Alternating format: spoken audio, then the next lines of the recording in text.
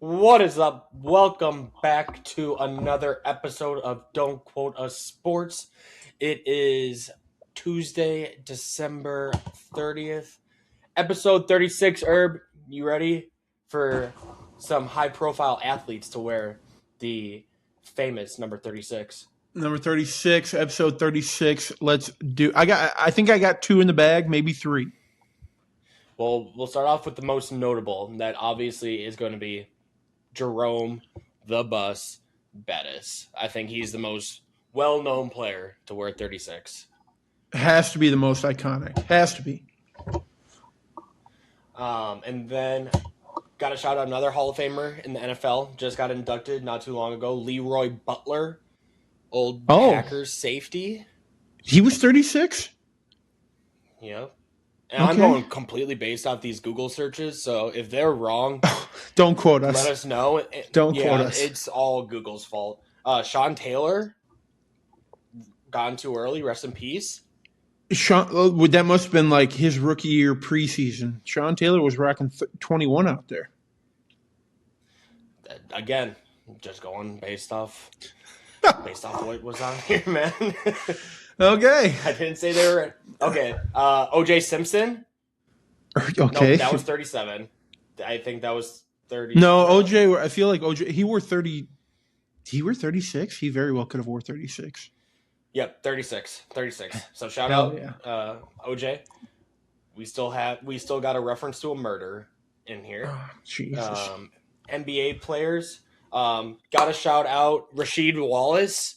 Early. Come on. Remember, he changed it early in his career. Early with the Pistons. But we got Marcus Smart, former Defensive Player of the Year. Then we can't forget Shaquille O'Neal, one season with the Boston Celtics, wearing 36. He wore 36 when he was in green, huh? Yeah, I think it was good to represent his age. Oh, God. Yeah.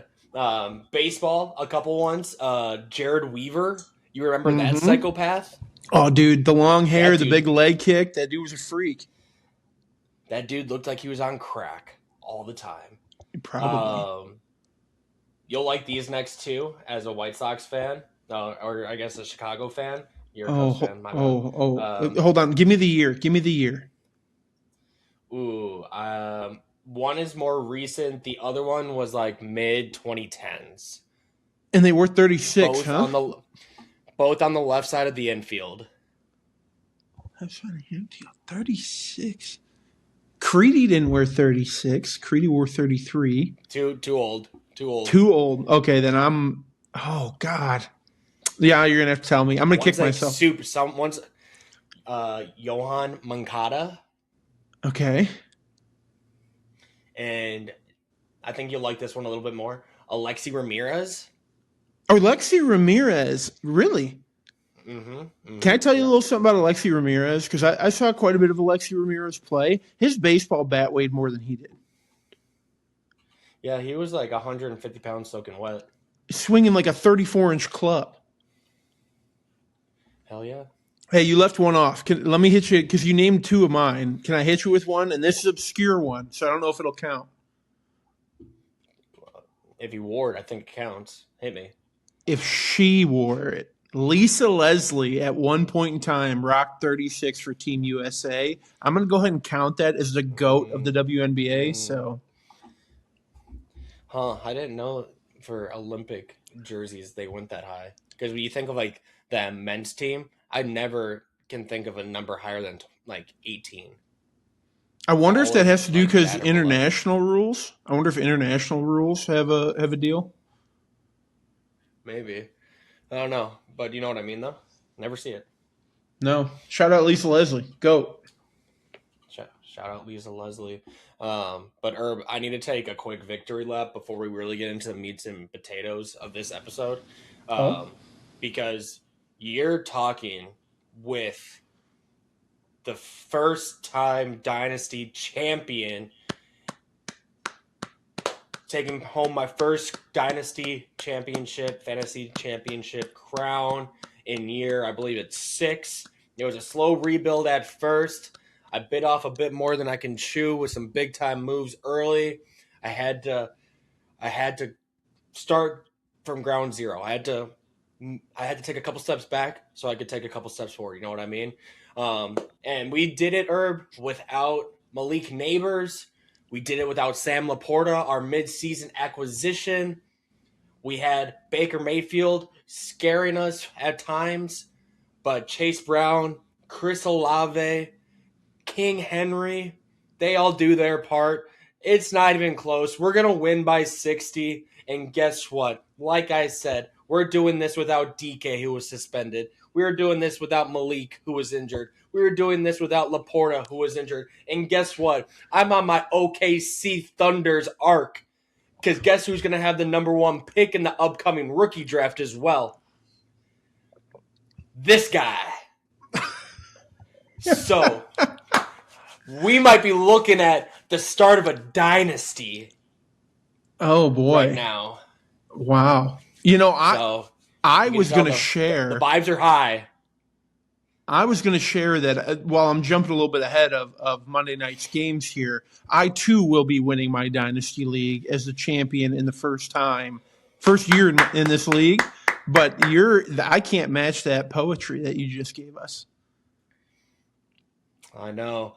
And it felt so good too, because this is the same league where they've taken away a 3rd round pick in the upcoming rookie draft because they think I was colluding with some of these trade offers that weren't accepted. That weren't even accepted, and they're up in arms about it, about who they should be paying the money, the payout to, yada, yada, yada, finding everything. I told them to go cry to a wall. I told them, bunch of snowflakes can't get over themselves, Can't let me have one nice thing. So it's that much sweeter. Hold on. So you were penalized a 3rd round pick, and now they're talking about not paying you out your winnings?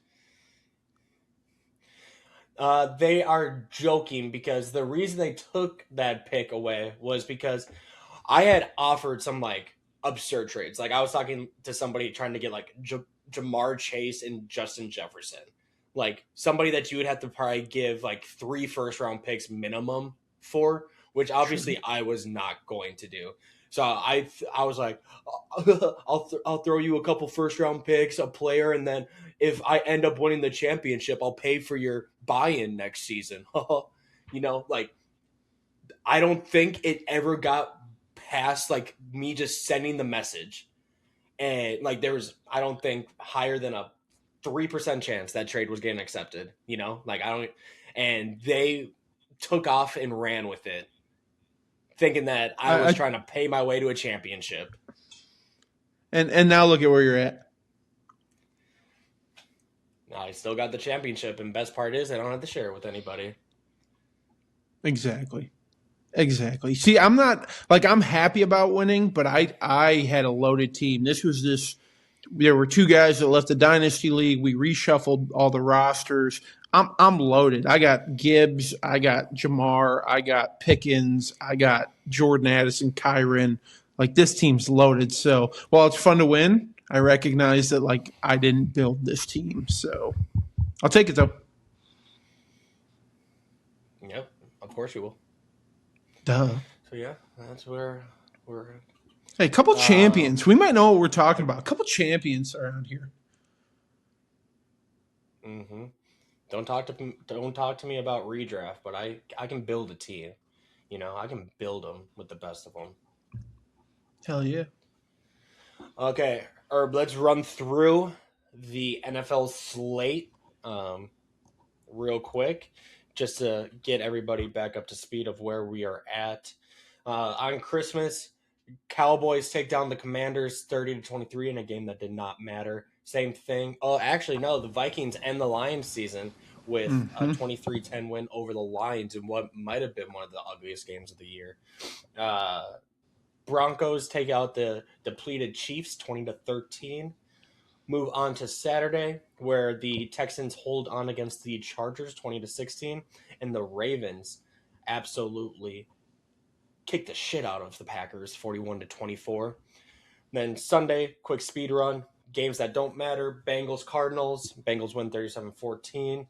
Saints come back to beat your Titans, which is probably a good thing, 34-26. Patriots blow out the Jets 42-10. Giants kick the shit out of the Raiders 34-10. Raiders look like they will be getting the number 1 seed. Then Eagles somehow beat the Bills in a very ugly game, 13-12. 49ers in a shootout Sunday night, 42-38 over the Bears. And then to the games that are going to have some implications here going into next week that we'll get into here shortly. The Browns upset the Steelers at home, 13-6. Jaguars take control of their own dynasty in the AFC South, 23-17 over the Colts. The NFC South continues to be who wants to win this division, as both the Bucks and the Panthers lose this weekend. Dolphins 20, Bucks 17, and then the Seahawks 27, Panthers 10. Let me see if I forgot anybody. Nope, I believe that's everybody. But before we can dive into any of these games, I don't really care. But I just need to get agreement from you real fast. The NFL needs to get rid of the division winners getting a home playoff game. They should do strictly the first through the 7th best records with tiebreakers like they do in the NBA, because I do not think it is fair that the Bucks and or the Panthers will be hosting a game, and then you have either two of the Rams, 49ers, or Seahawks having to go play on the road. It just seems not fair in the grand complexity of an 18-game schedule, if you ask me. No, I get where you're coming from, and this conversation kind of kickstarted last year with how dominant the NFC North was and how it was unfair that two of those teams were playing on the road the whole time. Now we've just seen it switch division. I'm not opposed to it. I think there is some benefit to it, but then again, will the Bucks see very many home playoff games? Will Carolina? What does that do in terms of financial distribution? For these teams to win the division. Because, let's be honest, how often are the Bucks or the Panthers going to win 12, 13, 14 games? Probably not going to happen very often, not as often as, say, the Rams or, the Patriots or somebody like that right now. So I get what you're saying. I don't hate it. I don't know. I wish there was a better way. Think about it. It's probably a drop in the bucket, because the home teams don't even get to keep the full gate revenue. They'll get their concessions and whatever their sales from within the stadium, but I'm pretty sure the ticket sales get split regardless. I don't know what the revenue split is, but when these franchises are worth billions upon billions of dollars, and you have these media deals that are astronomical, right? This is a drop in the bucket. This is the rich, like, I'm playing the world's smallest violin right now, because they're complaining over a couple $100 million or something. Like, yeah, I'm thinking, I don't know. Part of me is thinking like expanding even further. Half these owners don't even can't even build their own stadium without majority of it being paid by taxpayers. So, hey, listen, that's not that they can't. It's that they don't wanna. Okay, it's that they want to nickel and dime our asses to get their shit cheaper. Okay, it's not that they can't. It's that they won't. Exactly. Yeah. No, I don't disagree with you. I wholeheartedly agree with you. It's ridiculous, if you ask me. Thus the reason the Chiefs are moving to Kansas. Yeah. I did forget to do the playoff seedings real fast. Oh, the playoffs. So in the AFC, Number 1 seed is currently the Denver Broncos, followed up by the Patriots, Jaguars, and Steelers as your division leaders. In the wild card, we have the Texans, Chargers, and Bills. That will be your playoff field. It will come down to seeding this coming Sunday. Oh, actually, we will find out. Battle of the best in the AFC North, winner take all in that one. We'll talk about that one in a second. NFC, we have the Seahawks, 13-3, Bears, and Eagles 11-5. Panthers currently hold the NFC South lead at 8-8. And then in the wild card, we have the 49ers, Rams, and Packers. Packers are guaranteed the 7th seed, but otherwise there can still be movement elsewhere. Again, we will also have a winner-take-all game in Week 18 between the Bucks and the Panthers. So I think we got to start with those two division races and kind of call our shot here. I'll start with the one that I'm probably less excited about because I think this team is I think both teams are probably going to be a one and done regardless. Both of these division winners. But in the AFC North, Pittsburgh Steelers sitting at 9-7, and the Baltimore Ravens find themselves at 8-8 behind Tyler Huntley, Snoop Huntley leading them to a victory on short notice. More so Derrick Henry willing them to victory with a classic King Henry performance, 36 carries, 210 yards, 4 touchdowns. He is now sitting at 4th all-time in career rushing touchdowns, if you didn't know, with 122. Pretty cool. But in terms of this game coming up on Sunday, they're saying Lamar is 50-50 at best to play.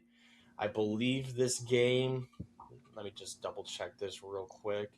This game is going to be in Pittsburgh Sunday night.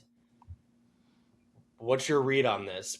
Steelers are going to be down DK once again for this game. And they've really struggled in recent weeks. But the Ravens have struggled all season. So I don't know. What are you feeling? Where are you leaning here? If I'm Lamar, I have to play. And if I'm the Ravens, Lamar has to play. Lamar at 80-85% is better at this point, but quite literally a win or go home against a Steelers team that is not confident. I don't know anyone who's watching the Steelers saying, "Oh, I'm really confident in this team." You're not. It's a coin toss every time they go out there.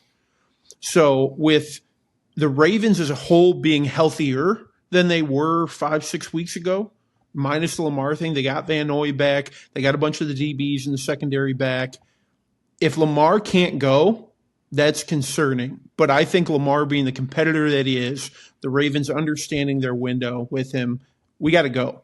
So the Ravens have to play. The Ravens have to win. I'm taking the Ravens in this one because they proved that they can win games. But again, I wasn't super impressed beating the Packers, seeing as, 50% of the field for the Packers were backups.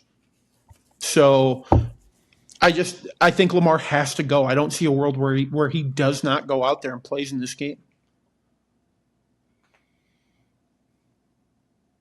Do you think him at 60% is better than Snoop Huntley out there operating the offense? Him at 60 versus Huntley? Let's put it this way. Let's put it this way. If he is not able to move, he's just a pocket passer. That's all you'll get out of Lamar if he's able to play. Would you rather have him or Snoop Huntley in there? If Lamar can't move, it's Huntley. Only because that O-line is not as sure as it has been. Whatever quarterback you put back there is going to have to be able to create and extend. If Lamar can't do that, then yeah, he can't go because he's going to be a detriment to your team. But what I'm saying is today, Monday, Tuesday, whatever it is, Lamar has to do everything he can to be able to move. I'm not saying I need him out there running 80-yard wind sprints for touchdowns. But does he have enough to get outside the pocket, extend play, and either get rid of it or find somebody downfield? If he is limited and can't do that, then yeah, you have to go back up. And then it's going to be a King Henry day against, what I think is a little more formidable of a front seven than people are giving credit for. The Steelers' defense is always going to Steelers' defense.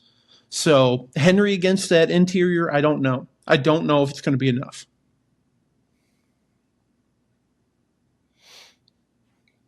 Okay. Well, regardless of who wins that game, I personally think I'd rather the Ravens win, um, just because I don't see the Steelers as a threat, even if they do make the playoffs. I think whether it be Jacksonville or Houston, I think either of those teams probably beats them by a touchdown. I would say they'll probably be favored at six, -6 probably. Meh, maybe Let, -4.5. how real quick, Sorry, go on. how badly would it be? How ugly do you think it could get for the Steelers? Let's say they win and they end up going against Houston at home. How bad do you think this Steelers offense with an old Aaron Rodgers is going to do against, a fair argument, the number one defense in the league right now? It would be a disaster, and we both know it would be a disaster. Just look at how they operated this weekend against Cleveland and their highly ranked defense with Myles Garrett. And it's really Myles Garrett and then a bunch of lesser known, lesser tier guys, I would say. Whereas in Houston, you not only have Will Anderson coming off one edge, you have somebody that I would put it in the same category, two very elite Rudge Eschers with Will Anderson and Daniil Hunter, right? And then they have their depth pieces that are at that same tier as those Cleveland Browns rotational pieces, right? So I think Houston would just have their way with that Steelers offensive line. There's just not enough weapons outside of DK, and if they can't pass the ball 5 yards down the field, which they've struggled with mightily this year, I just don't know how they are going to put up enough points. I think if the Steelers win this one against the Ravens because Lamar's out and they find themselves against Houston, they will not be able to pass the ball. The rush is incredible. Think about the secondary. I don't care how good Aaron Rodgers is or was against Petrie, Stingley, Lassiter. Dude, these guys are freaks and they fly around. Like it wouldn't be a fun game. It would be a playoff game nobody wanted. It would just be one of those ugly ones where you're like, God, why are they even in there? Whereas I think if the Ravens have a healthy Lamar, that's a super formidable matchup.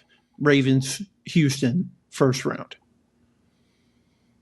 Yeah, I agree. Plus, I'm just gonna take from the legacy perspective, right? Where I just want to see Lamar in the postseason at this point because you just never know what might happen. He's struggled mightily in the playoffs his entire career, but who knows? One of these times, you have to imagine he's going to put it together, at least a game, and I just think it will be a whole lot closer with them making it over the Steelers.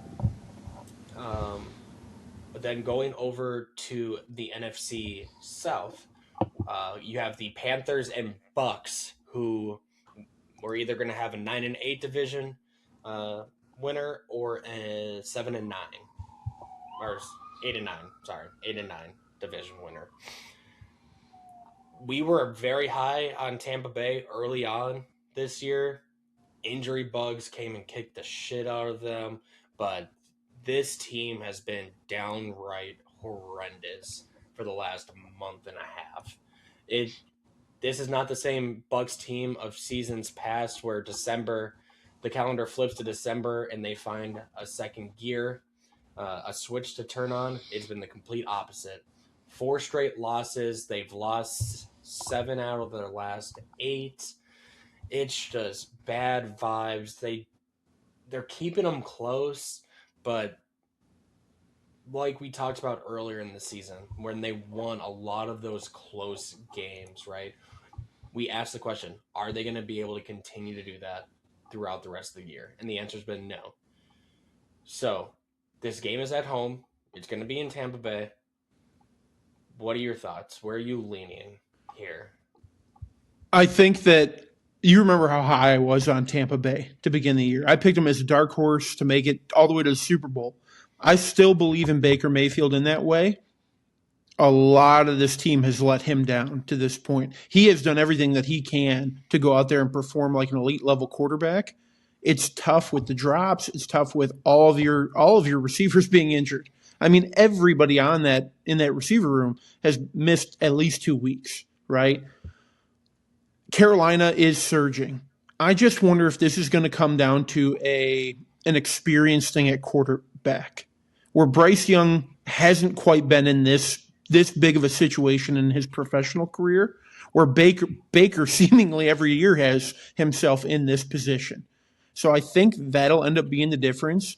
I think I think the coaching and the experience of the Bucks is going to make everybody realize on that team, like, hey, this is the biggest game we've played in a long, long time. We know how to win these because they have shown at times that they can win them. They always keep them close. I'm leaning Tampa Bay, and maybe that's more of a hope and a prayer. But I'm putting a lot more faith in Baker than I am Bryce Young on this one. And I think that's fair. I do think that's fair. Obviously, I have to root for the hometown team here in the Panthers, right? I think this would be a great for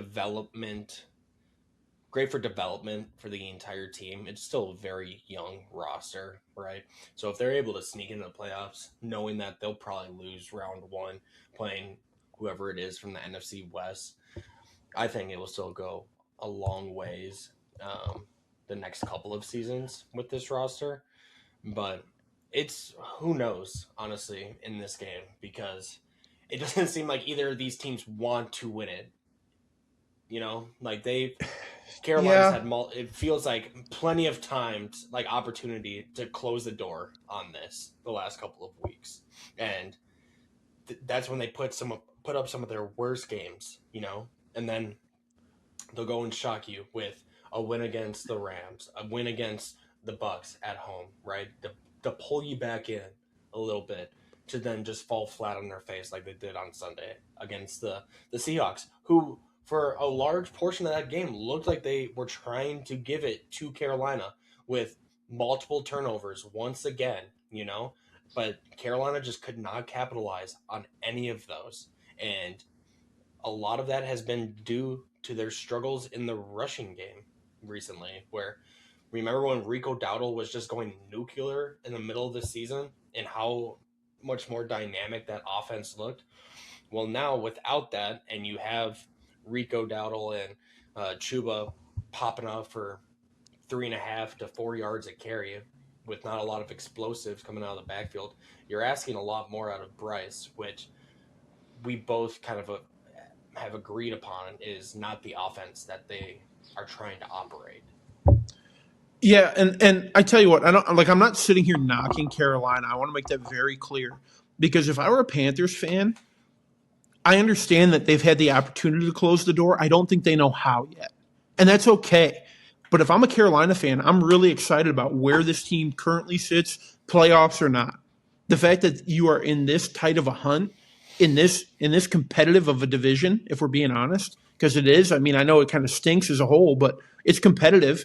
It stinks competitively, right? So I think they should be really excited about what is going to happen next year. And I think this goes back to a conversation you and I have had a few times. It is clear and evident that Bryce Young needs to be the guy in Carolina. I think that contract extension is going to happen. And I think that is the absolute right move for Carolina, playoffs or not. I think they're going to put up a fight. This is going to be a nail biter. This is going to be a tough game. I think Carolina loses it. There will be a lot of feelings about it, but I think they should be really, really happy with what they've done this year with basically not having anybody to throw the ball to other than Tet McMillan. Exactly. I think just keep giving them weapons, and I think we'll see an NFL quarterback out of Bryce Young. Um, he's been doing it with less, so I am excited about that. I am also getting very interested in the Buffalo Bills first round opponent because it could get spicy real quick because right now they're staring a game in New England, round one, which not easy, No, not easy at all. no, it's still Gillette Stadium. It's still the house that Bill and Tom built. And make no mistake that the New England Patriots faithful, in their heart and soul, believe that they have Tom Brady again, and rightfully so, like absolutely rightfully so. But the fact that that fan base, who was insane during the first time we went through this, I can only imagine what it's going to be like now. And the fact that they have, like, Tom Brady was the star and they had great players, but like you've got these fans falling in love with Ramondre and Henderson and Stephon Diggs. They love him. It's going to be pandemonium in New England. And so I think the Bills are happy that, hey, we're definitely not going to have to play at Arrowhead. I don't know that Gillette is that much of an upgrade for you as a road team. Yeah. I don't. Based off, I had seen a TikTok recently, and it had pretty much deleted like every single player based off like historical trends, except two, because first year head coaches with their teams immediately eliminates them, or first time head coaches. So that eliminates like the Jaguars, that eliminates the Bears, that eliminates, I think it's just those two. A head coach has never won a Super Bowl with two different teams. That takes out the Broncos with Sean Payne. Then quarterback has never played for four different NFL teams or something and won a title with multiples of those. That knocks Sam out the Darnold. Steelers if they make it, for example. And Sam Darnold. Yep, that was another one. But essentially, I say all this. There's a whole lot more of them. I just can't remember them off the top of my head. But it essentially eliminated the entire field except the who was it? The Rams and the Chargers were the last two. So an LA versus LA Super Bowl in LA. That would stink. That would stink. There's also a chance that the 49ers may not have to leave the Bay Area the entire playoff run, including the Super Bowl. If they get home field advantage, that would be 2 games at Levi and then a game in LA. They would have to travel 120 miles grand total their playoff run. That's all from Levi to SoFi is only 120 miles. I don't know.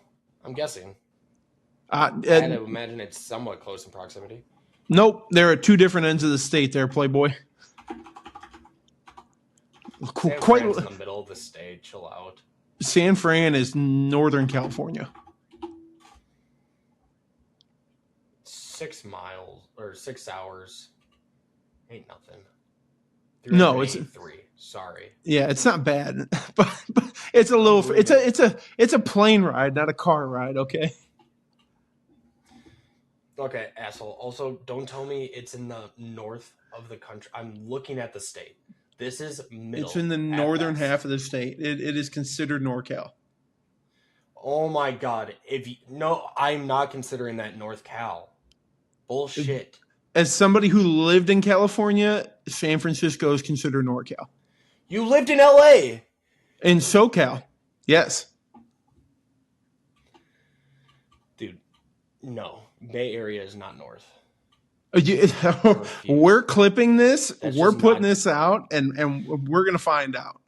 We'll get the masses involved in this one. Or we are a sports podcast, not a geography podcast. Yes, it is in the northern. If you cut a line directly middle of California, yes, it is northern. But no, I cannot consider that North California.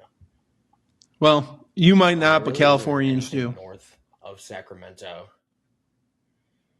Yeah, it's Oregon after that. There's just nothing there. Just a bunch of forest. Yeah. The Redwoods are up that way, bud. Wow. I know. Geography. I thought Welcome to Don't Quote Us Geography, with hot takes about geographical finds. I fuck with it. I fuck with it hard. Anyway, there's a team you mentioned that I don't think enough people are talking about, and I want to get your take on if you're concerned that nobody's talking about them, or if it's like, yeah, they're under the radar for a reason, and that is the LA Chargers. How serious do we need to take this Herbert injury, and what do you think about these guys? I'll stop you there. You don't need to worry about them. You have Herbert, who is essentially a one-man team right now. Yes, I know he has his receivers that are healthy, but he doesn't have enough time to actually get them the ball for them to make plays. He is scrambling for his life out there every single play. That offensive line has been ravaged by injuries this year. They're down two top tackles in the league in Alt and Slater, and it's just been a hodgepodge of players trying to fill in ever since. And now you got Herbert with that hand injury. He's already having to run more than he has in previous years, not really being able to rely upon those weapons around him. So I don't think you need to be worried about the Chargers in the slightest, unfortunately. No, I get that. I don't like they've gotten to this point. There's just something a little bit magic there. Something that like they're not supposed to be there. They're not supposed to be at this level of being good, and yet they just are finding ways to win. So like there's part of me that thinks that they're going to start sneaking in through the playoffs, and I feel like nobody's talking about them. I might be way off base, but there's just something about the Chargers that feels like they could beat a Jacksonville and then go play the Broncos or go play, you know what I mean? Like it feels possible. But I understand your concern because Herbert is running for his life right now. Well, considering the Texans, they just lost to the Texans. They got smoked by the Jacksonville Jaguars when they played earlier this year. They beat the Steelers. Who else? You don't think Hampton coming back has an effect? You don't think that? I mean, obviously it's an injection into the offense, but you don't think he's that type of guy? Not when that offensive line is as injured as it is. Their run game has not been all that explosive. No, well, I mean, he's only been back for 2-3 weeks now. He's been back for a month now. And he's had one game where he's averaged more than 4.3 yards a carry. Oh, I don't know. Maybe I am way off. Maybe they're going to get in and they got no business getting in. They're just going to get shellacked. But I don't know. There's just something in the back of my head saying that these Chargers, that there's something there. I would be very surprised, personally. But never know comes playoff time. They may win one game, but I don't think they'll go much further than that. Sure. And they're slated to play Jacksonville, right? That's basically set.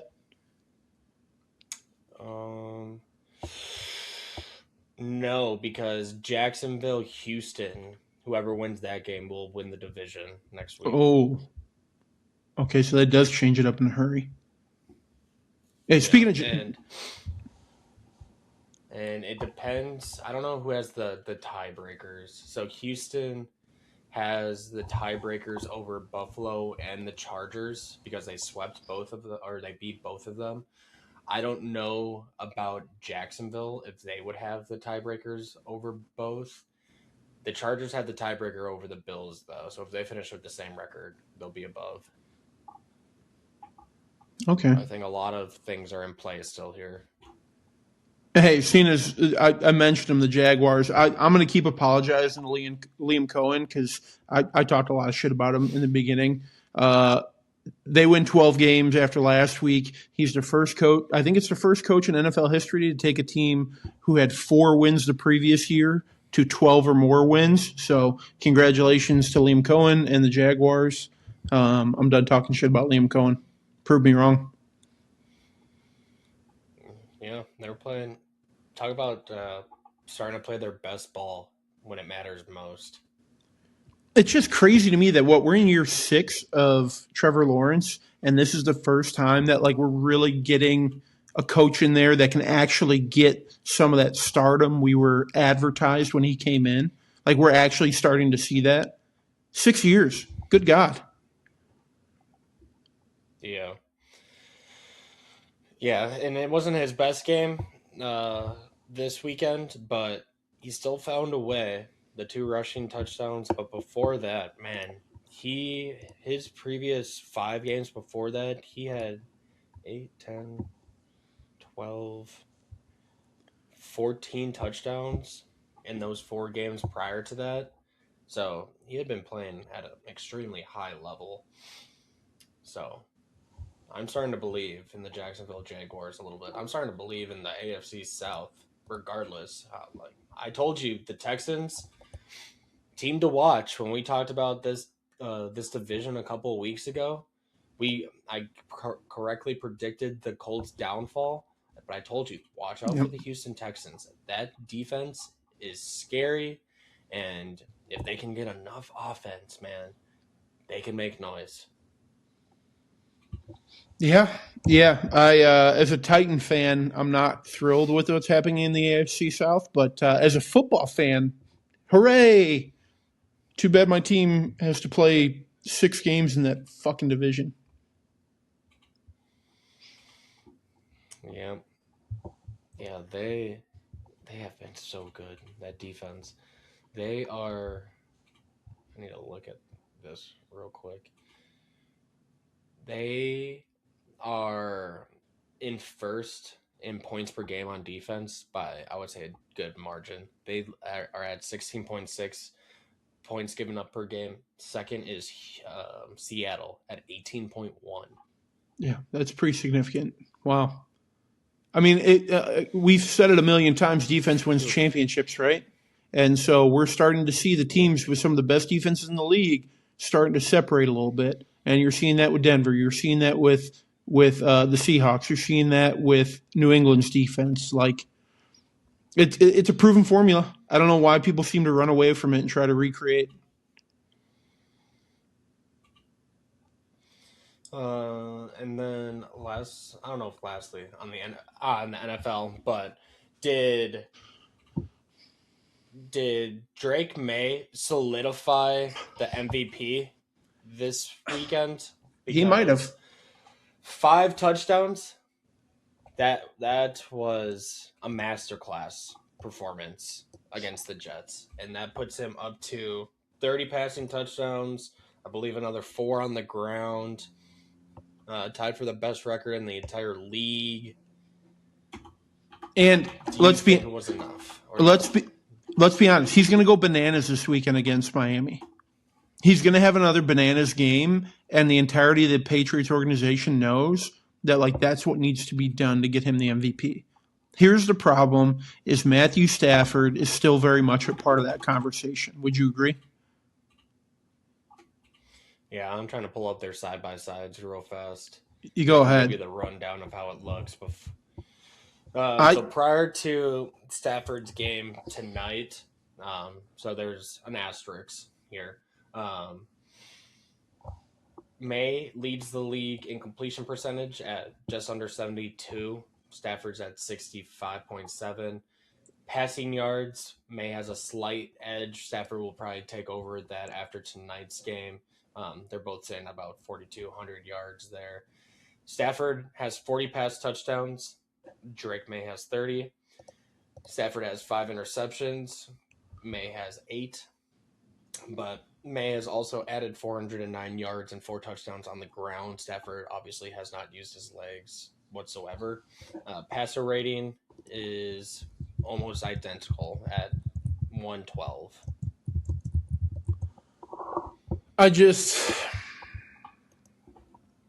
It feels like this one's going to go to Stafford. If we maintain where they're both kind of at in the same trajectory, I think it would be hard pressed for the voters to not go with Stafford. The story that is Matthew Stafford, he's never won it, I don't think. I don't think he's ever gotten the season MVP. So that's why. And we'll be sitting here talking about robbery. Do you agree with robbery? Do you think it would be almost like the tiebreaker would just because the longevity, 17 years in the league or whatever, and not winning it? Yeah, I do. I That he do. I gets. think I'm okay saying that right now.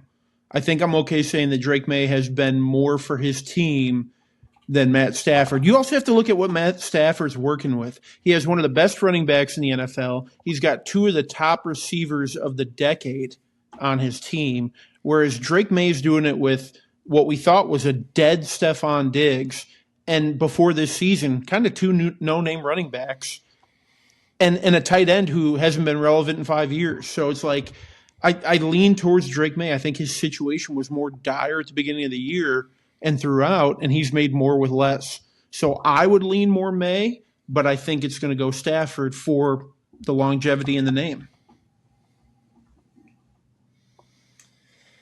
Yeah, it'll be interesting to see how that plays out because it's going to be tight. I think it's going to be close. We'll see how close and see if that will serve as the de facto tiebreaker between the two. Yeah, and I think it's locked in pretty much at Stafford and May. But if you had to throw a third name in there, and I know it's probably quite the gap, but if you had to throw a third horse in the ring, who are you throwing in right now? Oof. Oof, oof, oof.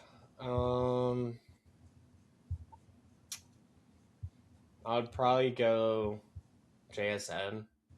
JSN or James Cook, honestly. That'd probably Over be my number 3.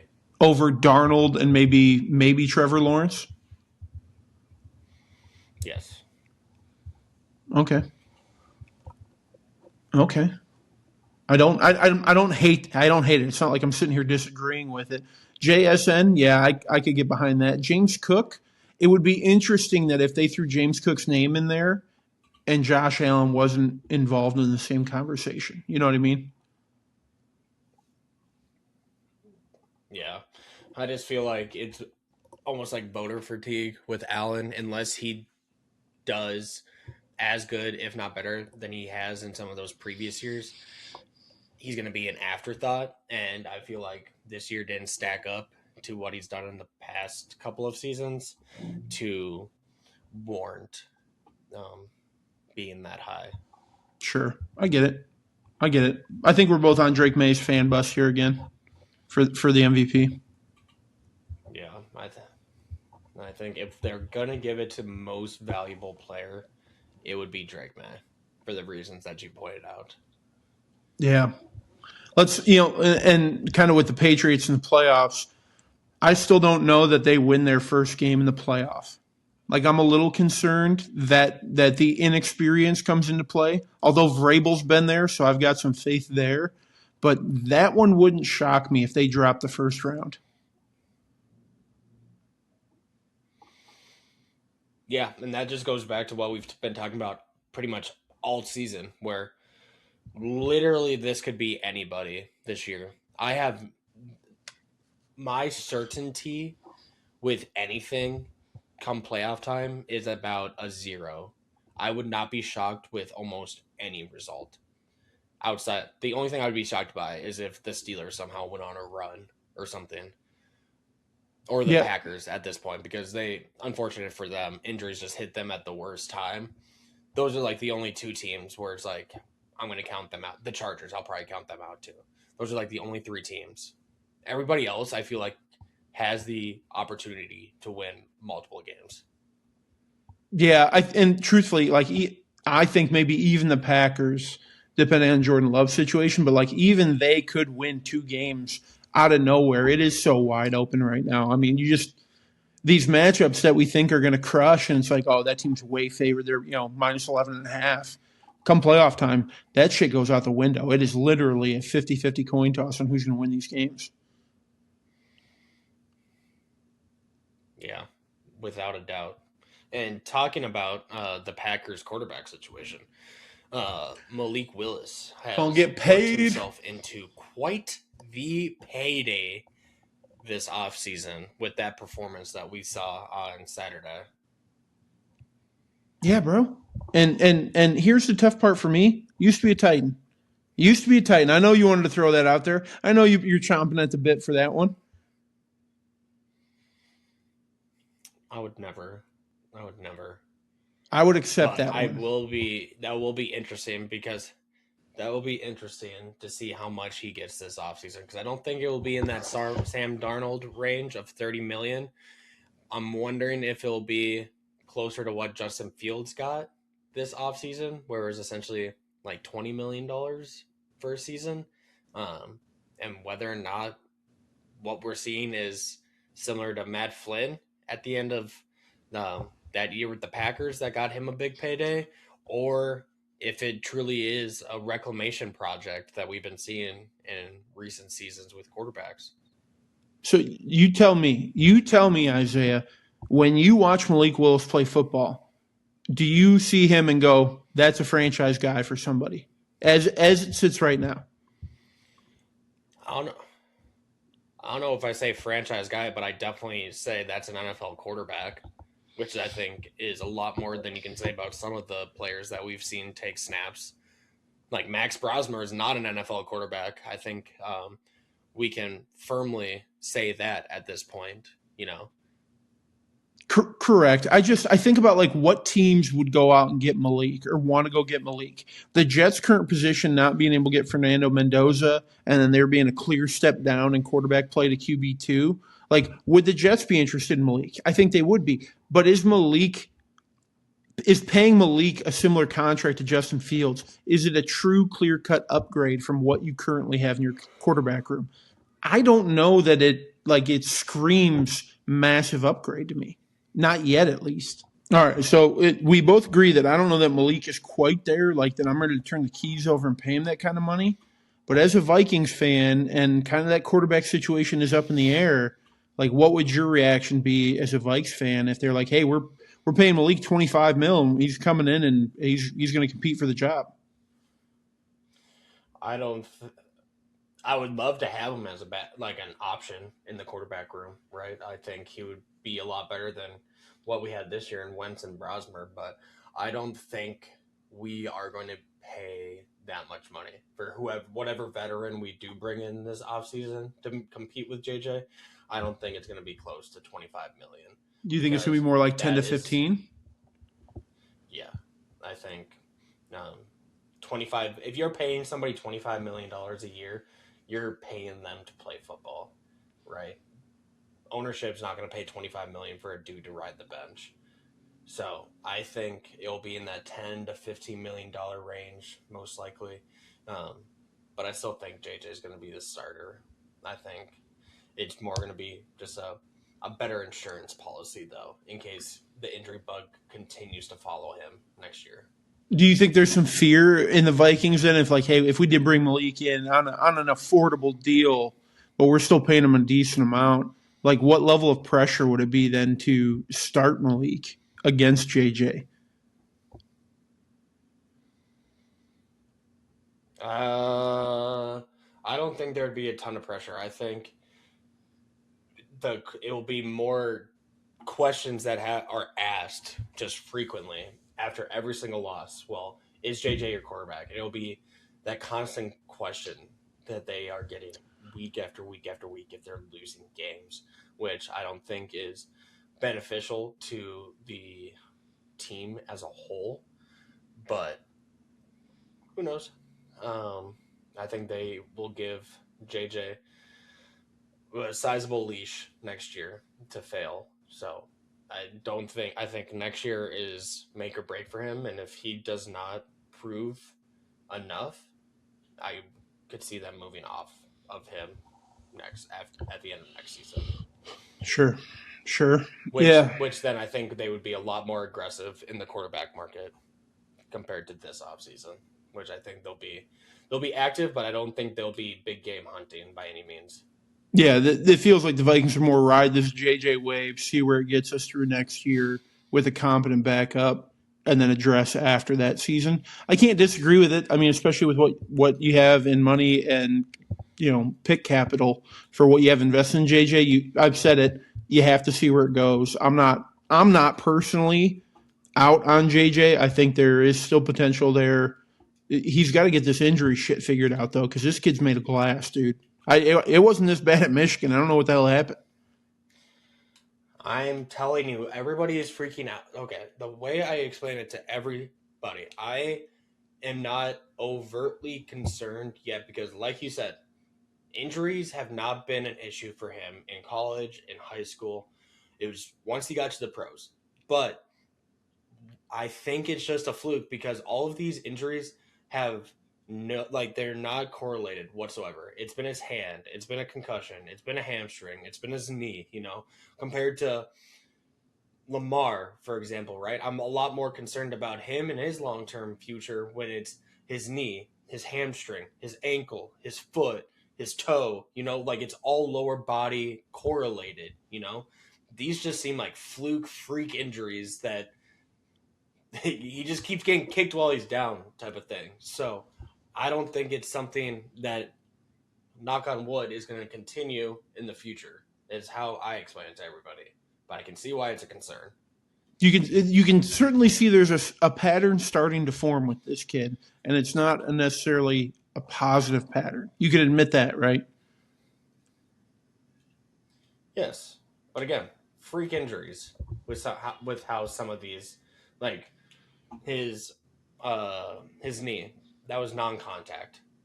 You can't do anything about that.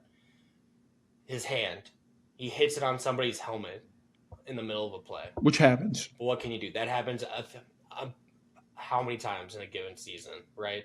Concussions, that's a name of the game in football, right? You're going to get a couple of those. So, it's not like it's the same thing. It's not like a Tua where it's constantly a concussion, and it's because he's doing the same thing or taking too many hits, It's just legitimate freak things that are occurring on regular, nothing he could have done type of thing. No, I get that. I just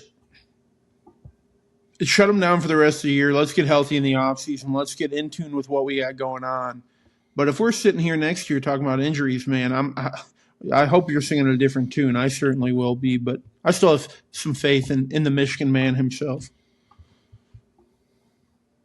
As you should. Yeah. I've started to buy back in, and if I bought back in, you must buy back in as well. I have to, huh? You got to. We're in this. We ride together. All right. Hey, can we switch to another game real quick? I got a game I want to talk a little bit about. Depending the game. The Bears-Niners game. Did you catch that? Yeah, I watched. First of all, great game. A lot of fun. It felt like who was ever going to have the ball last was going to win it. Didn't turn out that way. Hell of a good football game. But there's a bigger comment that I need to make, and bear with me on this if you will. But I am starting the petition, officially saying it out loud, to get Collinsworth out of the booth for good. I'm done with it. I can't do it anymore. I'm so over Chris. Dude, I can't. He's I don't understand what his obsession is with Patrick Mahomes, but Patty's out, dude. Patty's been out. And just because Brock Purdy makes an incredible play that, yes, was very Patrick Mahomes-esque, you didn't have to say it out loud on the broadcast. Do you know what I'm talking about? Yeah. It was infuriating. It's like that coworker that just always has to bring up some bullshit that's all about them or all about what they're into. They can't read a room. Hey, Collinsworth, do me a favor and read a fucking room. Okay? Nobody wants to hear about Patrick Mahomes because the Chiefs are irrelevant now. At this given time, the Chiefs are irrelevant. So that's all he can ever talk. Oh, Patrick Mahomes. Kiss my ass, Chris. I'm so sick of it. I was so mad last night. I don't think you understand. Herb, I'm going to be honest. You sound like an old man yelling at the sky right now. I don't care. I don't care. Okay. I'm just making sure you realize that. But at the same time, my question to you, do you not think he's playing into it a little bit? Like, there's no way he's not aware of all of us talking on social media about his glazing of Patrick Mahomes to not play into it a little bit at this point. Yeah, no, I'm sure he is. And it was hardy har, 2 years ago. It's played out we're not like laughing with him anymore. He is very much the butt of the joke now, even more so than he was. Because before it was kind of cutesy. Now it is not so cutesy. Now it's just fucking annoying. Okay, let me pose it this way. Who are you going to replace him with, though? I'm going to say it right now. I don't know of many up and coming broadcasters right now. Where's the potential? Who's going to be replacing Joe Buck and Troy Aikman? Who's going to be replacing Al Michaels? Who's going to be replacing Reese Davis? Or not? I guess not Reese Davis. Who does it with Herb Street? But did you notice how all the names that you're naming are journalists, which is a separate issue. Chris Collinsworth is a former player turned commentator. Now, I know he is recognized as a journalist, but make no mistake, he's a former player that you're going to have to replace with a former player.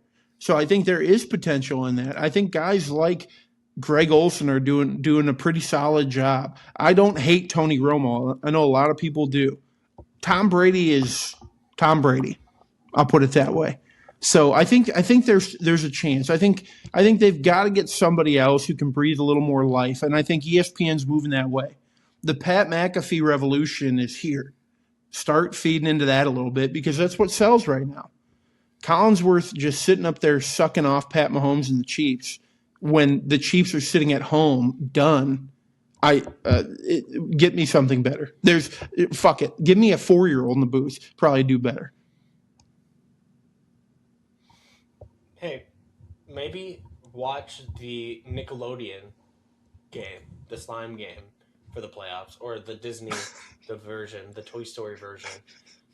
Maybe that's more of your vibe nowadays. You can go watch Woody go off for an 80-yard touchdown. Listen, I'm starting. This is the boycott. Since you can't seem to listen to grown men talk sports anymore, you get relegated to the kids' table. You're gonna go watch somebody get slimed. Fine. You know what? I'm going on Twitter after this. I'm starting a boycott of Chris Collinsworth games. Instead of watching those games, we're going to watch the Nickelodeon Monsters, Inc. version of it, whatever the hell they got going on. And that's going to be more viewed than the primetime game. I'm starting it now. Viva la Revolucion. Yeah. This is all Collinsworth's fault, okay? Every bit of it is Chris Collinsworth's fault. Yep.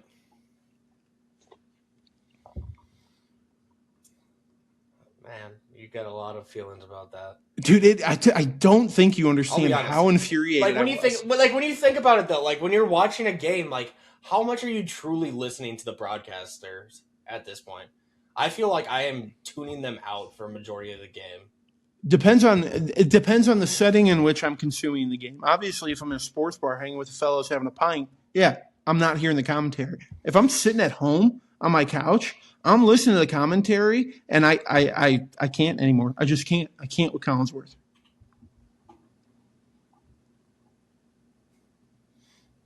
Okay, that's how I feel about Ernie Johnson. I feel like Ernie Johnson is doing too much. Wait. That's my opinion. Are we talking Ernie from NBA, or are we talking Gus Johnson? Or not Ernie. Oh, Gus Johnson. Because I can accept a lot of things out of your mouth. Slander to EJ will not be allowed. Not in this podcast. No, Gus Johnson. He is too much for me. He used to be solid, and now he's just yelling all the time. I just can't. Yeah, Gus Johnson. He makes a 10-yard completion seem like a revelation. Yeah, and the tough part is like, okay, you look at Mike Breen, right? Mike Breen hits you with a bang in NBA games. He times it. He knows where to pick his spots. At one point in time, Gus Johnson did. I mean, Gus Johnson gave us one of the greatest lines. He's got "get away from the cop speed" is one of the greatest lines ever delivered by a commentator. Gus has drifted so far, so I'm on board with you there. Gus Johnson, reel it in a little bit, but Collinsworth, fuck off with that.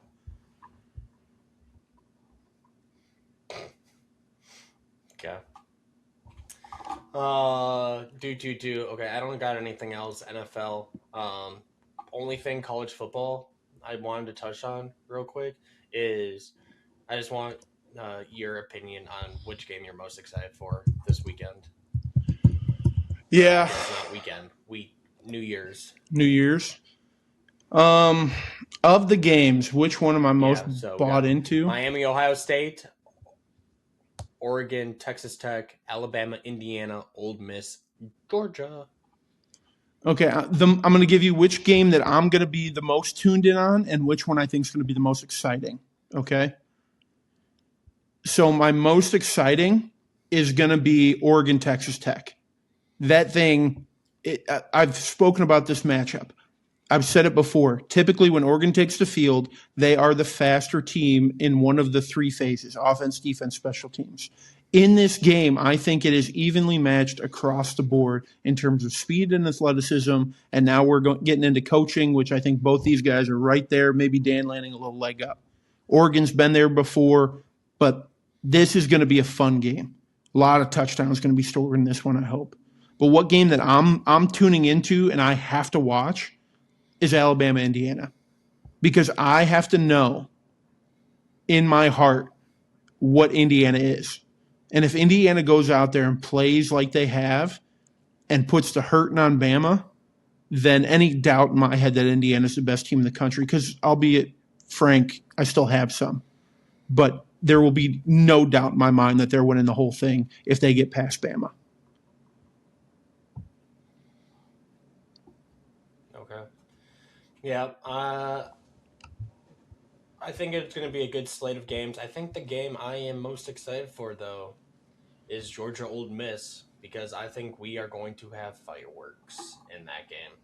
There's going to be points, then there's going to be some more points, and then we're going to wait a second, and there's going to be more points, and then it's probably going to come down to whoever has the ball last and scores. So I'm excited for that game. I think that's going to be a good nightcap on New Year's Day. You don't have a lot of faith in that Georgia defense this year, huh?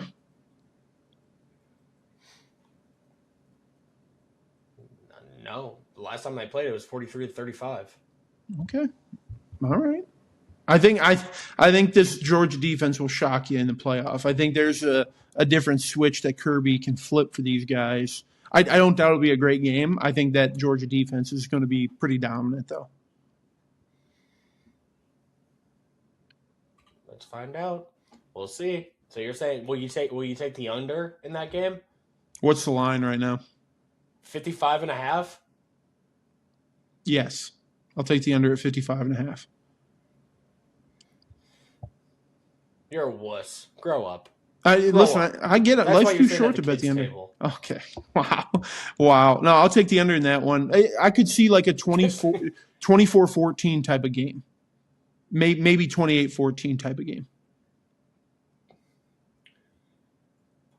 Boring. I know. Other question. Do you think Ohio State covers minus 9.5? I have, dude. I'm split on this one because I've been so against Miami, but then there's like part of me that thinks like, is Ohio State looking too far ahead? Is it too much of a stepping stone type of game? I need to be smart with that one, with that question. Yeah, I think Ohio State covers. I have to ride that one. That's the smarter choice. Miami's defense is kind of nice though. They're littered with first-round picks. You'd have to think they'd have to put something together. Okay, Herb. We have not talked about NBA a whole lot since the season started. No, we have not. I'm going to quickly just run through the standings real quick, and then there's a couple of things I wanted to touch on real quick, and then I know there's a couple you want to touch on. Okay, and this will wrap up the episode today. In the Eastern Conference, Pistons are 1, followed by the Knicks, Celtics, Raptors, Magic, and Sixers. And then currently in the play-in, we got the Miami Heat, Cleveland Cavaliers, Bulls, and Atlanta Hawks. In the Western Conference, we have OKC at the top, followed by the Spurs, Nuggets, Lakers, Rockets, and Timberwolves. In the play-in, we got the Suns, Warriors, Grizzly, and Trailblazers.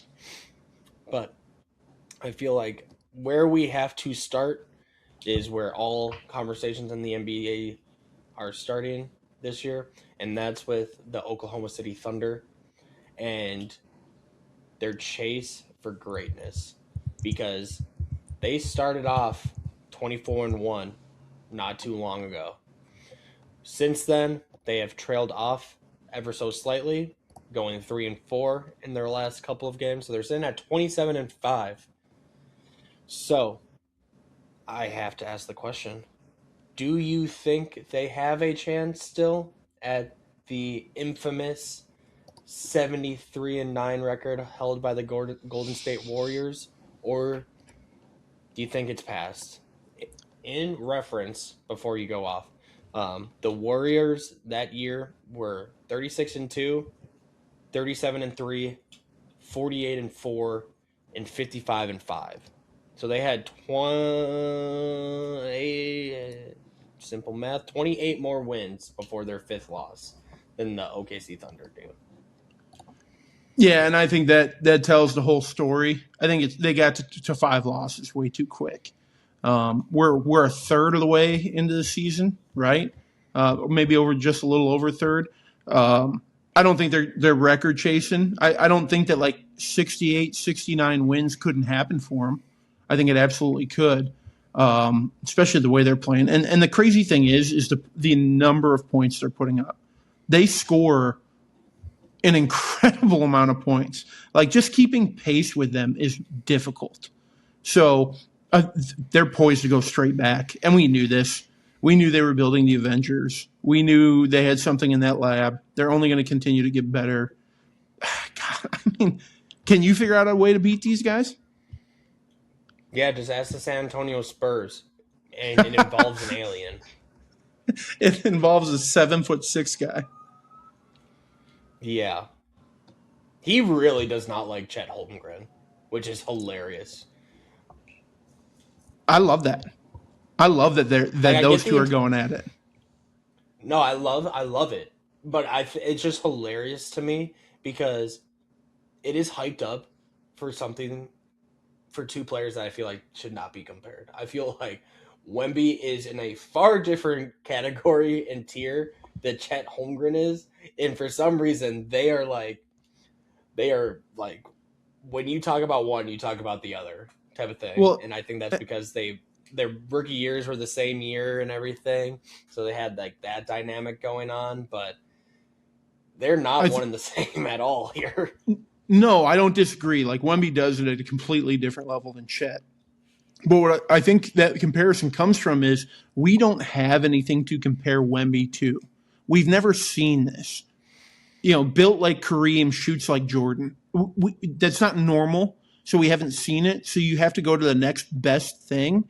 And when you think about somebody that tall, that long, that ability to score, and then defensively pretty solid as well, Chet's the closest thing. The problem is, if Wemby's on tier A, Chet's sitting on low B, high C. And that's not anything against Chet. That's just how good Wemby is at it. So I think that's where that comp comes from. Yeah. It's just funny. Wemby hates him. Hates him. Hates that he's being compared to him. One or the other. I don't know which. But I just had to point that out. Second thing, and this kind of plays into one that you want to talk about, but are we watching LeBron's final year play out in front of us? Should be. And that's not me disrespecting LeBron. I want to start by saying that. Like, I'm a Jordan over LeBron guy, but I have enough wherewithal and respect for what LeBron has done in the game that, yeah, he is number 2, hands down for me. Which is wrong, by the way. Yeah, it's a matter of opinion. That's fine. I'm a Jordan over LeBron guy. No, you're wrong. There's not a conversation. Anyway, what we're seeing this year, I'm letting that be because we're gonna get nowhere. This year, isn't so much on the court issues. Like, yes, he's the lowest point average of his career, even worse than his rookie year. He's got the lowest rebound that he's ever had per game. He is 40. He's only played in 14 of 30 games this year so far. So I'm hesitant, but it's the attitude. And I get that he is LeBron James. I get what he is in the NBA, what he is globally, what he is culturally. But what we've seen from him and the disrespect towards J.J. Redick, did you happen to catch what happened in the Suns game? Yeah, this is a little bit of old news, but I know what you're talking about. But it's consistent. It was purely just like him not hearing him on the court. But even if you can't hear him on the court, he was not locked in whatsoever on that possession.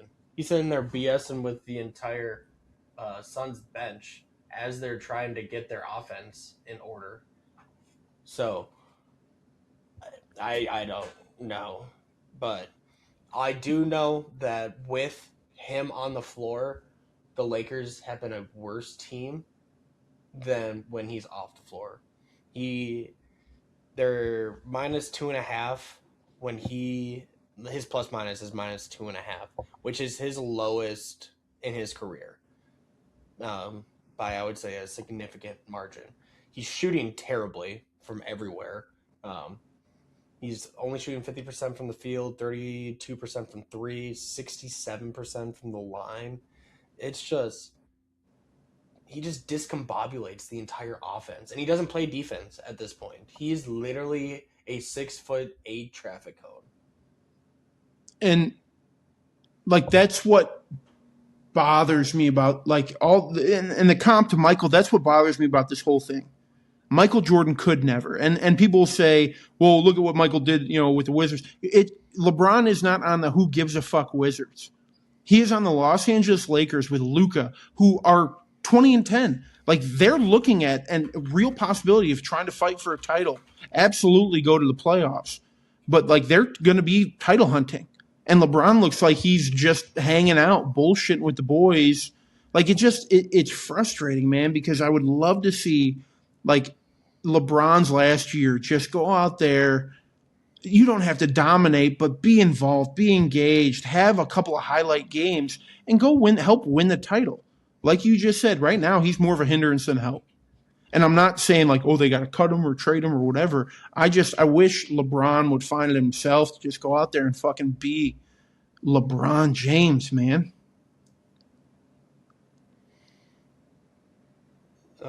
In fairness, LeBron is 40, and he has played 7 more seasons than MJ had to this point. And if you compare his age 40 season to what Jordan did at age 39, LeBron is still doing more. If you're talking just straight box. Sure, I don't doubt that. Counting. I don't doubt that, but like you're talking about a team that could use that killer mentality that LeBron has, that LeBron's known for. No, and it feels like I think that's completely. I think that's what he should not be at this point. I think he needs to find his place as the third option and be comfortable playing off the ball. The ball is in his hand far too frequently at this point, when you have Luka and Austin Reeves playing at the level that they are currently. LeBron should be a willing number 3 on this team, and I don't think he is a willing number 3. And I think No, that's where the difficulty is.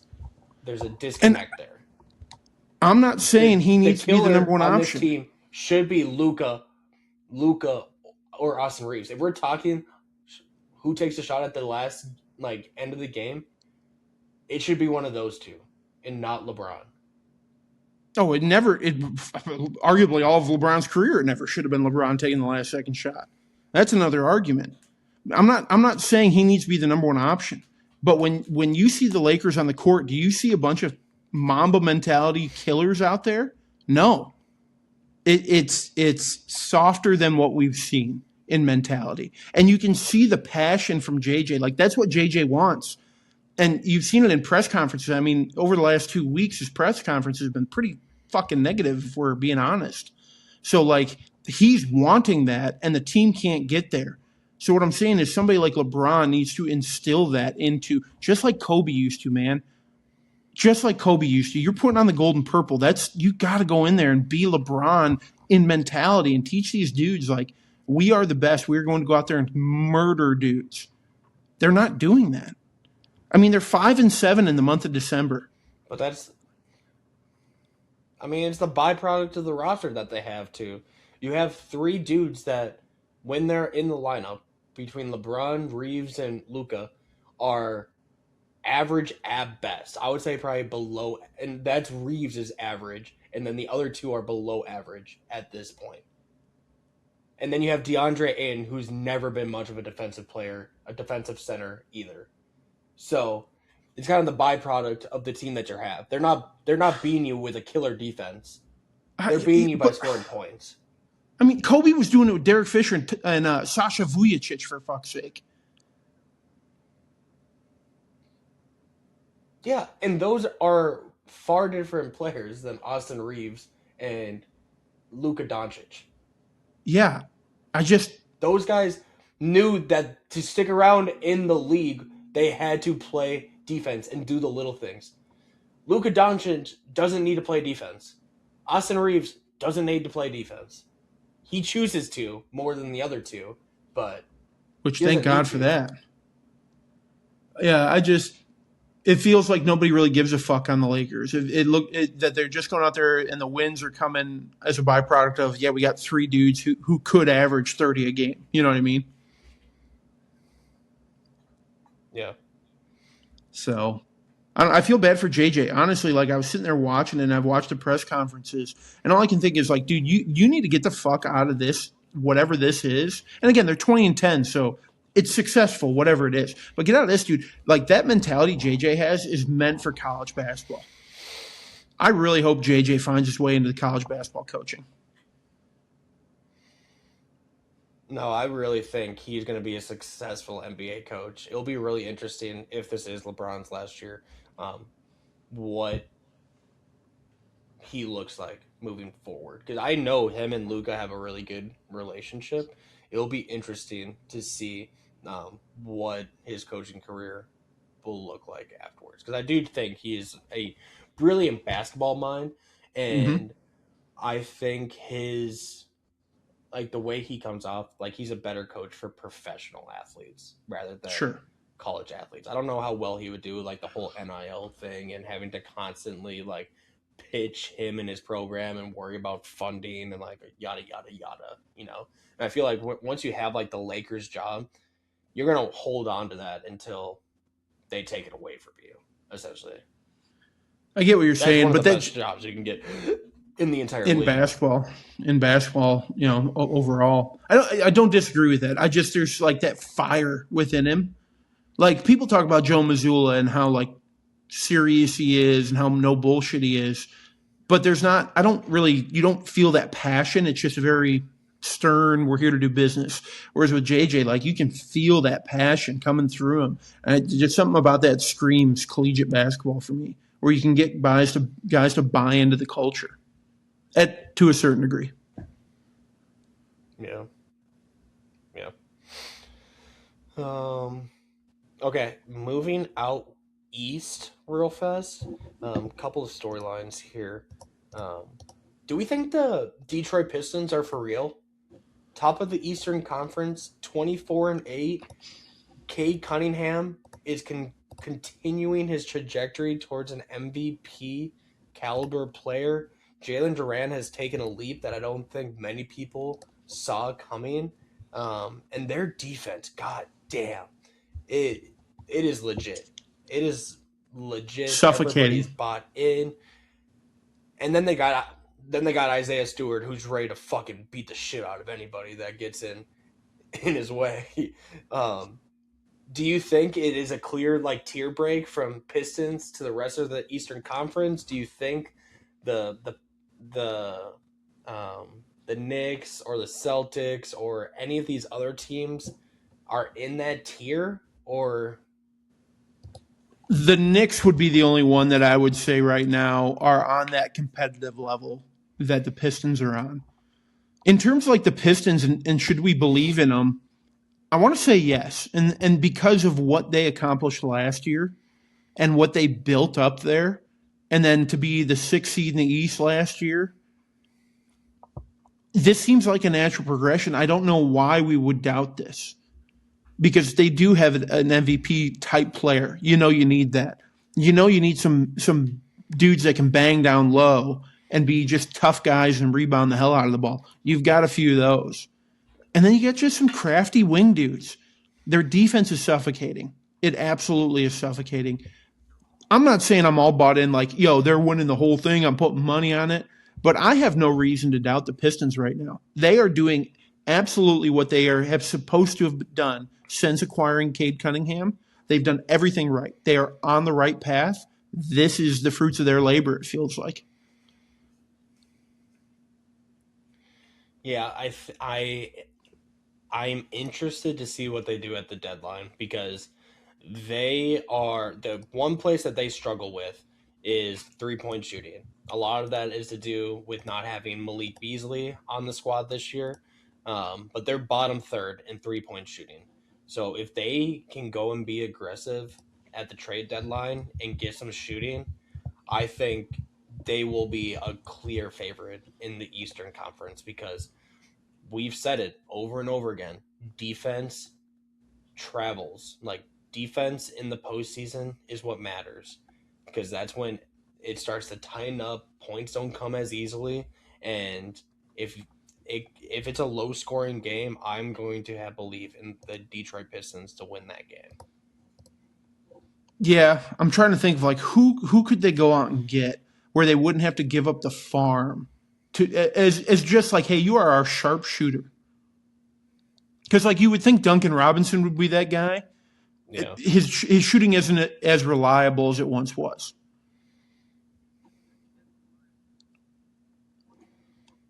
Yeah, I don't know who's going to be available for them, but I do believe they have the assets to go make a move between cap space and picks. I think they will be able to make moves if they so choose.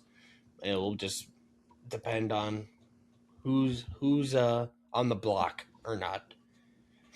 But the other story in the Eastern Conference, Herb, is the drama around Giannis. In will he stay? Will he go? It really feels like we're leaning towards the latter. It's just a question of when, not if, type of thing. Do you think it's going to happen this season? Do you think they wait until the off season? Do you think he's getting moved at all? If they're gonna do it, I wish they would do it already. Because frankly, this is a tired storyline, dude. It's been almost 2 years of this conversation. Um, the problem is that the Bucks are still competitive. So it's really granted they're not at the top, but like they're still competing and No, looking at trying. false. They're not trying to make a playoff right now. 13-9, they're on the outside looking in, or 13-19, they're on the outside looking in. Like they're competing. They beat the Bulls the other night. Like they're competing. I think there is a little bit of, and Giannis said it himself. Like we're in a playoff hunt. Like I don't know what to tell you. After he dunked that ball, he said we're under a microscope. Like we're making a playoff push. So I think the Bucks need to decide what direction they want to go. And if it is trade Giannis, it is clean house, full restart. But if you're going to keep Giannis, okay, let's make moves finally that are going to solidify something and get a core that isn't just Giannis. I just don't think the Bucks are built like that. Yeah, and I have to give the credit to the GM. He's tried everything to get different supporting casts in there, to try and get them back to Eastern Conference Finals, the NBA Finals, between Dame Lillard, that obviously didn't work out. He went out and tried getting Kuzma at the deadline, trading Middleton. He brought in Miles Turner. He waived that Lillard contract. They've traded all these first round picks. I don't think they have their own available until 2031 or something. That might be the last one that they have available. So I have to respect his effort to try and put a winner around Giannis at this point, but I don't think there's anything else that he can do. He's tried everything he can. He has no other options. So I think it is in his best for his future to try and trade him now before Giannis kind of backs him into a corner saying, I will only accept a trade to these 2 or 3 places, make it work type of thing, because then all the leverage is gone. I think right now is probably his best opportunity to kind of play up the bids a little bit with the teams around the league. But I just don't know what the asking price would be, because there's no guarantees whatever team trades for him will be able to resign him either. And he's given no indications that he's willing to sign with whoever trades for him. Outside of there probably is select teams that he would, but that's going to play into it as well, because that team's going to want, if they're giving up all those assets, they're going to want more than a year and a half of Giannis. Yeah, no doubt. And I think that's why Giannis already has the leverage on where he's going to end up, and then it'll end up working against the Bucks. Like in Miami, he re-signs, right? New York, I don't think they're making the moves. The Spurs, he may re-sign with the core that they have down there. I don't know that Houston could re-sign him unless they moved some of those massive contracts. But again, the Bucks are going to be looking for draft capital return and young guys, because if they move Giannis, that is a signal that it's going to get ugly in Milwaukee for a little bit. And that's okay. You have to start somewhere. But do it now. Do it now before it gets worse for you. You know what the funniest thing ever would be? I know a team that has a boatload of draft picks and young assets that are movable if they wanted to. You know what team I'm talking about? You're talking about dismantling a championship-winning roster. Yeah. I don't know if it's dismantling if you were to give up some of that to get a bona fide top 5 player in the league. So then you would have 2 top 5 players in the league on the same team. Has that ever happened? I mean, maybe the Heat, if depending on where you put Wade or Bosh in that era. I don't think there's top 5. Kobe and Shaq. There you go. We have 2. Sure. And we see how well that played out. Yeah, shit ton of championships. Yeah. I'm just saying that would be that would be doomsday scenario for the NBA. So let me throw this at you then, because you brought it up. Of the Oklahoma City starting 5, which 2 are you willing to part with for Giannis? Chet and Williams. Yeah, sure. Fuck it. And then you'd have Giannis and Hartenstein down low. Yeah. Plus picks, which they don't really care about. They've got so fucking many of them. I don't know that OKC needs to break or fix what isn't broken. You were just talking. They have 5 losses. Oh, they don't need to. No. This would be the greediest trade of all time. I'm just saying, if there was a team that could very easily get this trade done, it would be OKC. They could have this. Sam Presti could call up whoever the GM of Milwaukee is, and this deal could be done within the hour. Probably. When you get greedy, you get caught. Like, that's a fact. When has that ever played at all? Like, it wouldn't work. And then we'd be sitting here talking about, well, they're having issues meshing, and they're not playing like the Thunder were because, they had the relationship and they knew where they were going to be before they were there and all this and that. Now Giannis is trying to take over games when SGA should be running point. And you know what I mean? Yeah. The other thing is I just don't know how well of a fit it would be electric to watch SGA and Giannis on the same team. I just don't know if they would have enough shooting at that point. You'd have two dudes that, yes, before I get flamed, if we do post this clip, I do realize that Shea is shooting 42% from three. That's also a career high by a large margin, and it's still on only 5 attempts per game.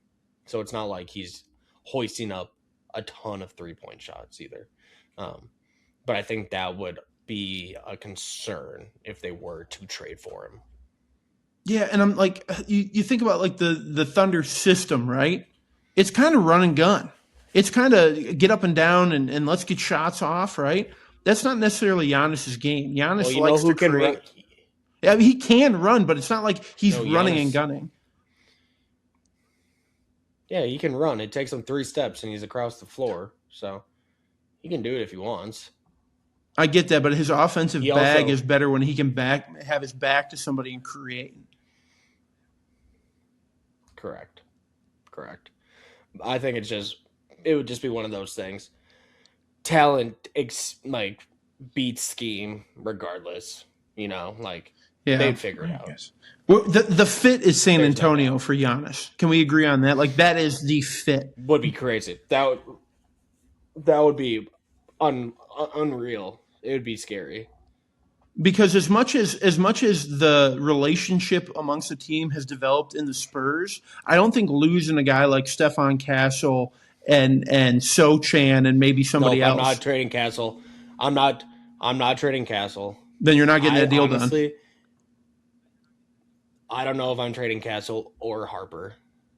You're trading one of them before I trade Castle, though. And they would favor Castle. Like, you're not getting that deal done unless Stephon Castle's a buck.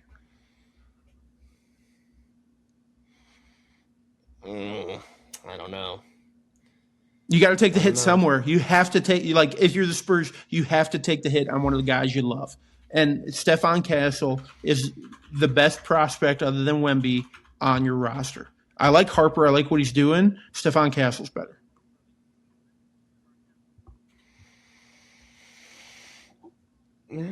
Depends who you ask. But yes, I love Castle's game.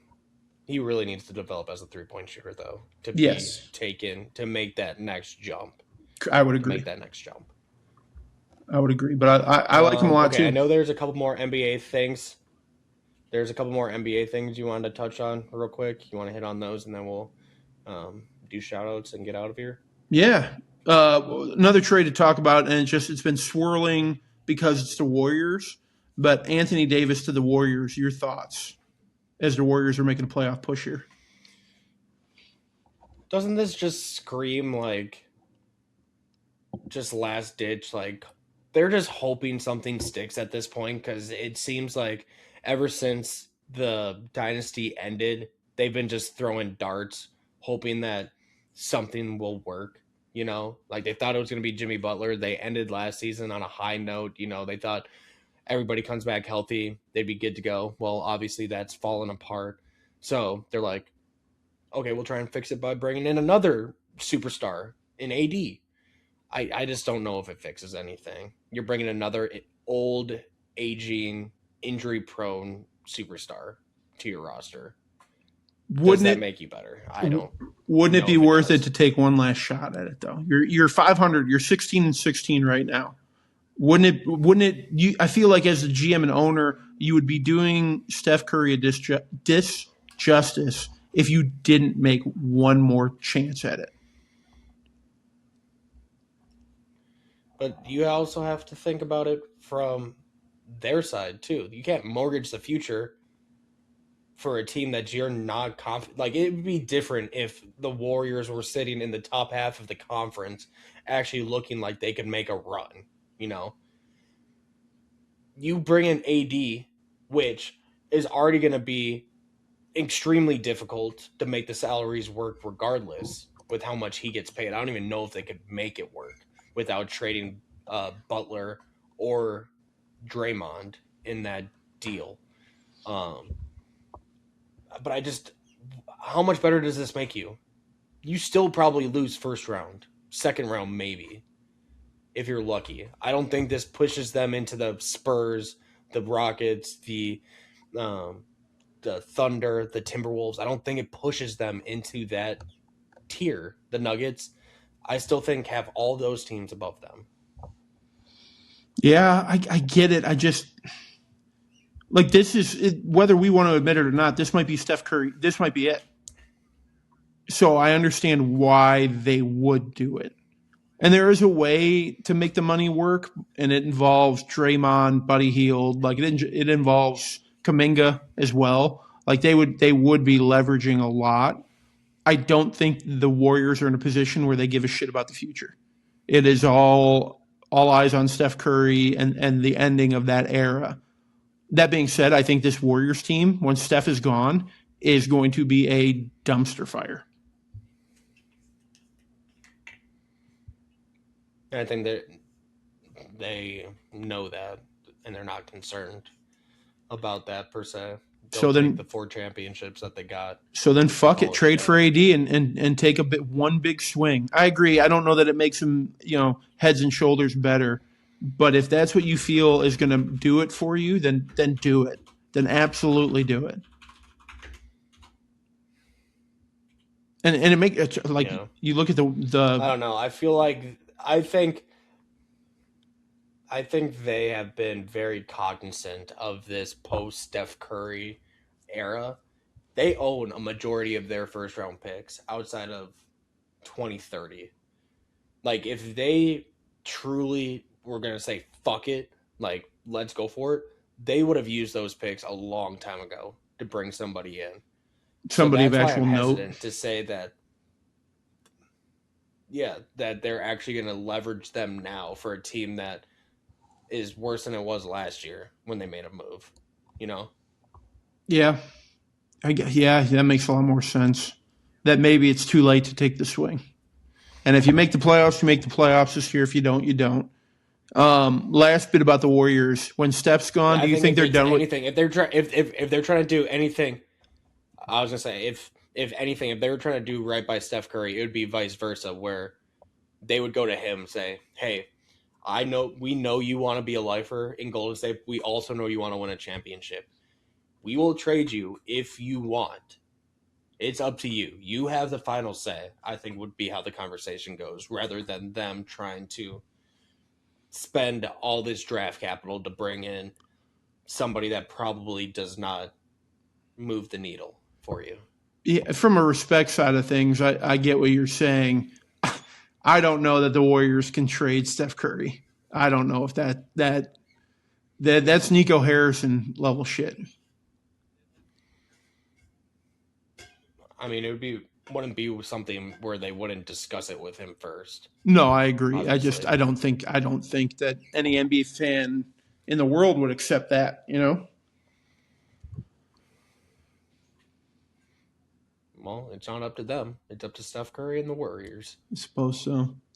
But just like how Sidney Crosby might be playing in Minnesota here before the end of the year. You think so, huh? If the Penguins tail off in the standings, I could see it. Wow. Bold take.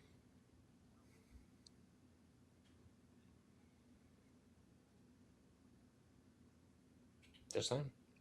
All right. You want to go to shout-outs? Sure. Shout-outs. Do you have a shout-out so I can think of a shout-out real quick? I'll incorporate what we were going to talk about last in the NBA into my shout-out, okay? I'll make this nice and sweet. I want to shout out and Okay, perfect. a big thank you to James Najee. James Najee was drafted in the second round of the 2023 draft. Ended up not playing in the NBA, making a mess of his career, bouncing all over the place, playing overseas, playing back here. Guess what? He just committed to Baylor and is eligible to play this year. This is everything that's wrong with all this shit. This is a mess, and it's gross, and it's honestly disappointing to see. Under no circumstance should this guy be allowed to play college ball, let alone play this year. But Scott Drew, Baylor's head coach, said NCAA said it's fine, so we don't feel too bad about it. Awesome. Thanks for ruining this for everybody. Okay, my shout out, since it has been a minute since we've recorded a full pod, shout out Jake Paul for once again scamming his way to another $93 million into his bank account while also getting his shit absolutely rocked by Anthony Joseph, because he did not deserve to be in that ring with that human being. No. It was crazy. Had no business. Hey, shout out Anthony Joshua for being alive. Unfortunately, you hear that shit? Yeah, I think that you should just never find yourself driving in Nigeria. Yeah, Bad things bound to probably happen. not. Probably not. But that wraps up episode 36 of Don't Quote Us Sports. Make sure to tune in next week where Herb's going to try on his newest bikini for this upcoming season. Excuse me? Oh, did the producer not tell you? I didn't get that email. Ah, shit. Okay. Well, I got a couple headed your way. Couple different sizes. So skimpier the better, bud. Skimpier the better. They should fit you like a glove. Fantastic. But folks, make sure to tune in for Thursday. We got something a little bit exciting in the bag. We're excited to share with you. So tune in for that. We will see you guys again next week. Make sure to leave a like, comment, subscribe, follow. Tell somebody you know to give us a listen. And we will catch you next week. See you. Peace.